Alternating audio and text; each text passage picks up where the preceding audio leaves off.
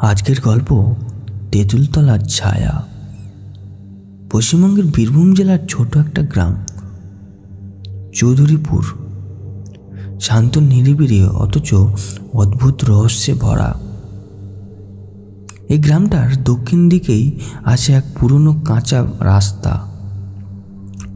রাস্তার ধারে দাঁড়িয়ে আছে একটা বিশাল তেঁতুল গাছ।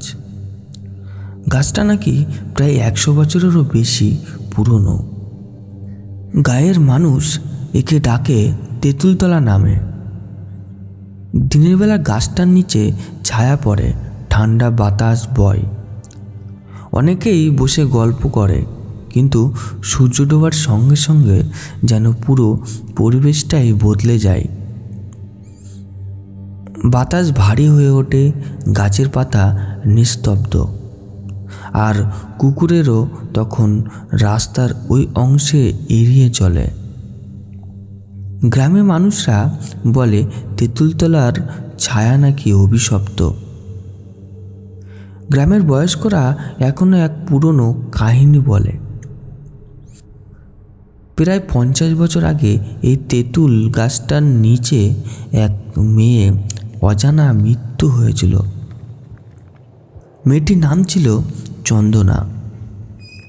গরিব ঘরের মেয়ে, কিন্তু চেহারা এমন সৌন্দর্য ছিল যে গ্রামে অনেকে চুপি চুপি তার দিকে তাকিয়ে থাকত। চন্দনা ভালোবাসত গ্রামের জমিদার পুত্রর বিশ্বজিৎকে। সমাজে এই সম্পর্ক কেউ মেনে নেয়নি, বিশেষ করে বিশ্বজিতের পরিবার। তার চন্দনাকে নিচু ঘরের মেয়ে বলে অপমান করত। কিন্তু চন্দনা হাল ছাড়েনি। একদিন রাতে বিশ্বজিৎ তাকে চুপি চুপি ডেকে পাঠানো তেঁতুল গাছের নিচে। বলে, চলো আমরা পালিয়ে যাব। সেই রাতে ভয়ানক ঝড় বৃষ্টি, গাছের ডালগুলো কাঁপছে, বিদ্যুতের আলো ছায়াগুলো ভয়ঙ্কর লাগছিল। চন্দনা ভিজে কাঁপতে কাঁপতে পৌঁছায় গাছের নিচে, কিন্তু বিশ্বজিৎ আসে না। ঘন্টার পর ঘন্টা সে অপেক্ষা করে। শেষ পর্যন্ত একা হতাশা হয়ে গলায় ওড়না পেঁচিয়ে ঝুলে পড়ে। পরদিন সকালে গ্রামের লোক দেখে তেঁতুল গাছে এক ডাল থেকে চন্দনা নিথর দেহ ঝুলছে, চোখ খোলা, মুখে একরাশ ভয় আর প্রতারণার ছাপ। চন্দনার মৃত্যুর পর থেকে গাছটার নিচে অদ্ভুত ঘটনা ঘটতে শুরু করে। রাত নামলে বাতাস থেমে যায়, কিন্তু গাছের ডালগুলো দুলতে থাকে। মাঝে মাঝে কেউ ফিস ফিস শব্দে শুনতে পায়, তুমি কি আমাকে চিনতে পারলে না? প্রথম প্রথম গ্রামের লোকরা একেবারে গুজব ভাবত, কিন্তু কিছুদিনের মধ্যে ভয়ঙ্কর ঘটনা ঘটতে শুরু করে। এক রাতে গ্রামের বৃদ্ধ লক্ষ্মীদি তার ছোট ছেলেকে নিয়ে পাশের বাড়ি থেকে ফিরছিল। গাছটার নিচে দিয়ে যাবার সময় হঠাৎ বাচ্চাটা বলে উঠল, মা, ওই দিদি আমাকে ডাকছে। লক্ষ্মীদি চেয়ে দেখে সামনে কেউ নেই, কিন্তু হাওয়ার একটা ঠান্ডা ঝাপটা তার মুখে লাগে।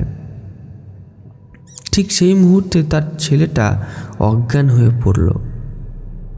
3 দিন ধরে জ্বর। বাচ্চাটা শুধু একটাই কথা বলছিল, তেঁতুল গাছের দিদি বলেছে আমাকে সঙ্গে নিয়ে যাবে। তারপর থেকে গ্রামের কেউ আর সন্ধ্যার পর ওই রাস্তা পারায় না। বছর কয়েক পর গ্রামের 2জন তরুণ, পাপাই আর সত্য, বন্ধুদের চ্যালেঞ্জ করলেন। তারা শুনেছি ভয়ানক সব গল্প, কিন্তু বিশ্বাস করে না। সত্য বলেছিলেন, দেখি কিছু হবে না, এসব গ্রামের বুড়োদের বানানো গল্প। তারা টর্চ নিয়ে গিয়ে গাছটার নিচে দাঁড়ায়। বাতাস একদম থেমে গেছে। পোকামাকড়ের শব্দও নেই। টর্চটা নিজে থেকেই নিভে গেল। অন্ধকারে দাঁড়িয়ে থাকায় অবস্থায় পাপাই শুনতে পেল কারোর কণ্ঠস্বর, মৃদু কিন্তু কানে বাজে। তুমি কি আমাকে প্রতিশ্রুতি দিয়েছিলে না? সত্য চিৎকার করে পালিয়ে যায়।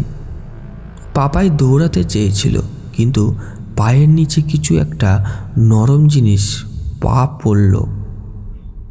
সে তাকিয়ে দেখে গাছের শিকড়ের পাশে রাখা এক পুরনো ওড়না, অর্ধেক ভেজা আর তাতে কাদামাটি লেগে আছে। পরের দিন সকালে গ্রামের লোকজন পাপাইকে অজ্ঞান অবস্থায় পায়। তারপর থেকে পাপাই আর কোনোদিনও গাছটার দিকেও তাকায়নি। এই ঘটনার পর গ্রামের পঞ্চায়েতের সিদ্ধান্ত নেয় সূর্য ডোবার পর কেউ তেঁতুলতলার পথ থেকে যাবে না। গ্রামের পুরোহিত পর্যন্ত বলেন এই গাছের তলা এক অশান্ত আত্মা বাস করে, তাতে কেউ মুক্তি দিতে পারবে না। প্রতি বছর পূর্ণিমার রাতে গাছটার ডাল থেকে অদ্ভুত আলো বেরোয়, যেন কেউ সাদা কাপড় পরে সেখানে দাঁড়িয়ে আছে। লোকেরা বলে সেটা নাকি চন্দনা, যে এখানে অপেক্ষা করে আছে বিশ্বজিৎ ফিরে এসে তার প্রতিশ্রুতি রাখবে বলে। 2 বছর আগে কলকাতার এক যুবক অমিত রায় এসেছিল চৌধুরীপুরে। অমিত ফটোগ্রাফার। সে গ্রামের পুরনো লোককথা নিয়ে কাজ করছিল। তেঁতুলতলার গল্প শুনে তার কৌতূহল বেড়ে যায়। গ্রামবাসীর হাজার বোঝালেও সে শুনল না। বলল ভূত বলে কিছুই নেই। সেই রাতেই টর্চ আর ক্যামেরা নিয়ে অমিত একা চলে গেল তেঁতুলতলার দিকে। রাত তখন প্রায় 11টা। চারপাশে নিস্তব্ধ, গাছের ছায়া পড়েছে রাস্তায়। অমিত গাছটার ছবি তুলতে তুলতে বলে উঠল, চন্দনা যদি সত্যি থাকো একবার দেখা দাও। পরদিন সকালে গ্রামের লোকেরা দেখতে পেল তেঁতুল গাছের নিচে পড়ে আছে অমিতের ক্যামেরা। অমিতের আর কোনো খোঁজ মেলেনি।